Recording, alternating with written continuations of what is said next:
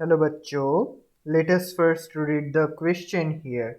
So the question states match column 1 with column 2 and select the correct answer using the codes given below. Column 1 में ए में जो दिया हुआ है hepatitis B, B में दिया हुआ है शहेली, सी में दिया हुआ है normal functioning of reproductive organs, D में दिया हुआ है वर्ल्ड हेल्थ ऑर्गेनाइजेशन, ई में दिया हुआ है एलाइजा टेक्निक।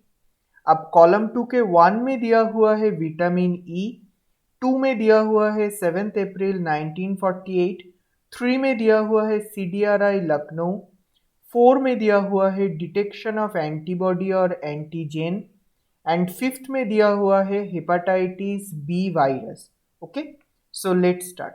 सी, अगर हम कॉलम 1 का ए के साथ मैच कराना चाहे तो फिर क्या है वो हेपेटाइटिस बी।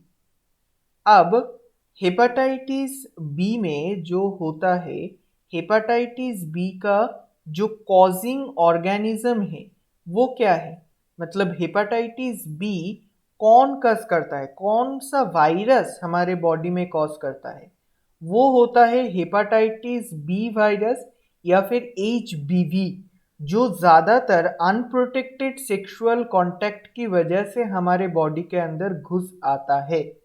तो फिर देखिए कॉलम 1 का ए हेपेटाइटिस बी कॉलम 2 के 5 हेपेटाइटिस बी वायरस के साथ मैच कर रहा है, तो फिर इधर ए के पास हम लोग 5 लिख देंगे। अब हम थोड़ा सा दूसरे पर फोकस करेंगे, मतलब क्या, शहेली। शहेली क्या होता है?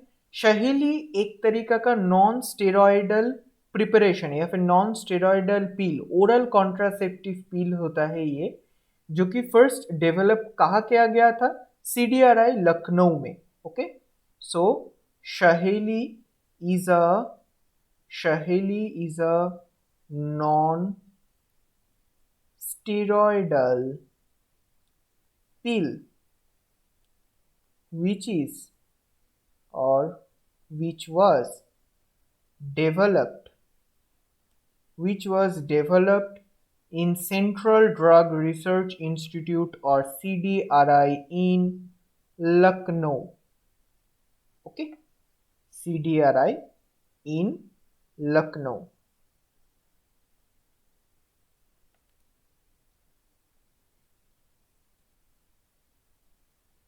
ओके, सी, जो बी का शहीली है इधर वो कॉलम 2 के 3 के साथ मैच कर रहा है, तो फिर इधर हम बी के पास में 3 लिख दे सकते हैं।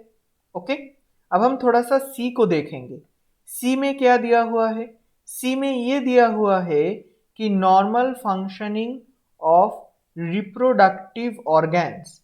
देखो, फंक्शनिंग मतलब जो रिप्रोडक्टिव ऑर्गन्स का प्रॉपर और नॉर्मल फंक्शनिंग के लिए विटामिन ई बहुत ही अहम रोल प्ले करता है। वो बहुत सारे रोल प्ले करता है रिप्रोडक्टिव ऑर्गन का प्रॉपर फंक्शनिंग के लिए, जैसे कि ये सर्वाइकल म्यूकस को थोड़ा सा बढ़ाते हैं। जो विमेन विटामिन ई टेक करते हैं उनका जो सर्वाइकल म्यूकस है उनका थोड़ा सा बढ़ाते हैं, और ये अगर प्रॉपरली उनके अंदर फॉर्म्ड रहे, मतलब ये सर्वाइकल म्यूकस विमेन के अंदर प्रॉपरली फॉर्म्ड रहे, तो फिर क्या होता है?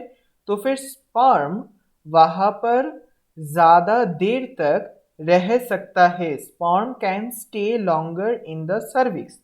सो यहाँ पर जो सी दिया हुआ है कॉलम 2 के 1 मतलब विटामिन ई के साथ मैच कर रहा है, इसीलिए इधर सी का जो हो जाएगा 1।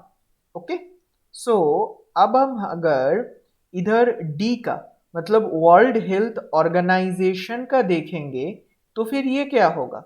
वर्ल्ड हेल्थ ऑर्गेनाइजेशन कब इस्टेब्लिश्ड हुए थे, और हु वर्ल्ड हेल्थ ऑर्गेनाइजेशन कब इस्टेब्लिश्ड हुए थे? वर्ल्ड हेल्थ ऑर्गेनाइजेशन इस्टेब्लिश्ड हुए थे 7 अप्रैल इन 1948। ठीक है, तो फिर देखिए डी के साथ आपका क्या मैच कर रहा है? डी के साथ इधर जो कॉलम 2 का जो 2 है, कॉलम 2 का जो 2 है वो इधर परफेक्टली मैच कर रहा है। तो फिर डी का साथ इधर 2 मैच कर रहा है।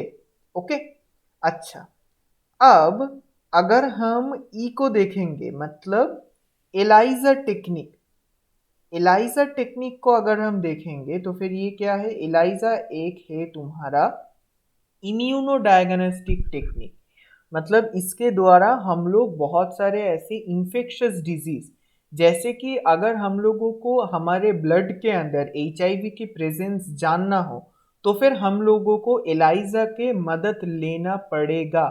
तो फिर देखिए, इधर जो एलाइजा है, एंजाइम लिंक्ड इम्यूनोसॉर्बेंट ऐसे एक इम्यूनो डायग्नोस्टिक टेक्निक, उसका एक प्रिंसिपल होता है, मतलब वो किस तरीके से वो एंटीजन को हमारे बॉडी के अंदर डिटेक्ट करेगा।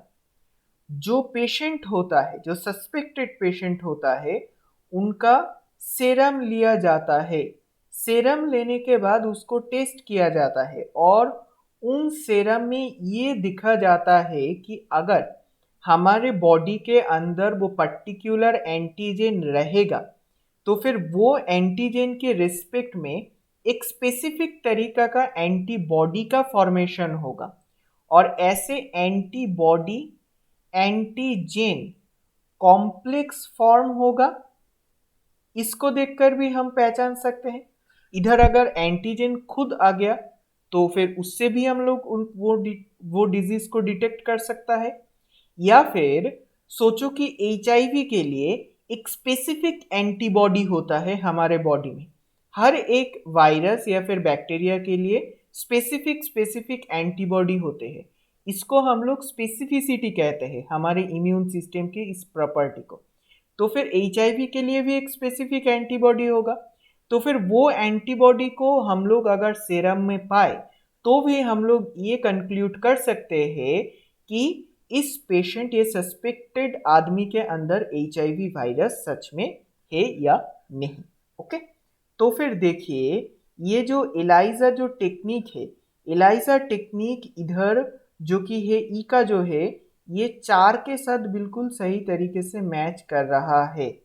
राइट, 4 के साथ बिल्कुल सही तरीके से मैच कर रहा है, मतलब ए का 5, बी का 3, सी का 1, डी का 2 और ई का 4।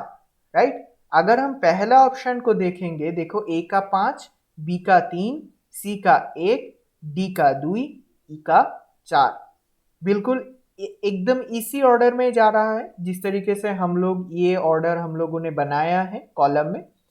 तो फिर इधर जो सही आंसर हो जाएगा option A. So the final और correct answer is option A. Hope it is understandable. Thank you.